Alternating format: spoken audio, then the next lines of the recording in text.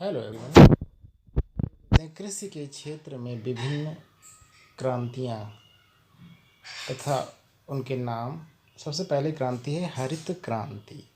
हरित क्रांति का संबंध फसल उत्पादन जैसे गेहूँ, चावल तथा तिलहन इत्यादि के उत्पादन को बढ़ावा देने के लिए हरित क्रांति हुई।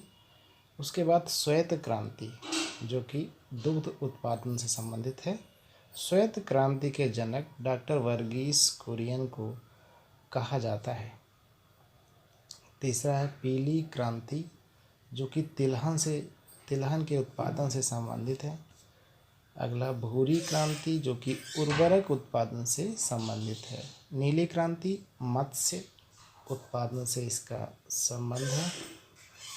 आइए बात करते हैं रेसे। रेसे दो प्रकार के होते हैं, जंतु रेसे तथा पादप रेसे।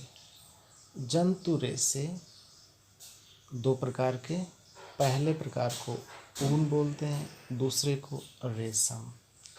ऊन सदैव भेड़ या याक इत्यादि जंतुओं से प्राप्त होती है।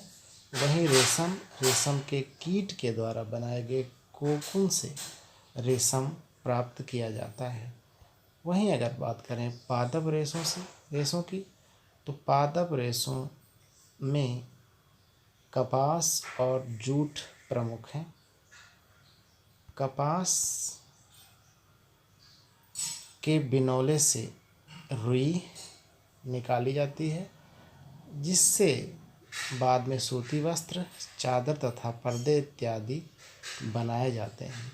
जूट भी एक प्रकार का कपास की तरह का पौधा होता है, जिससे इसके रेशे से रस्सियाँ, बोरे तथा दरियाँ बनाई जाती हैं। आइए देखते हैं ऊन प्रदान करने वाले कुछ जंतुओं के नाम। भेड़ की त्वचा के बाल से प्राप्त किए जाने वाले मुलायम घने रेशों को ऊन कहा जाता है। जम्मू कश्मीर में अंगोरा तथा कश्मीरी बकरी से भी ऊन प्राप्त।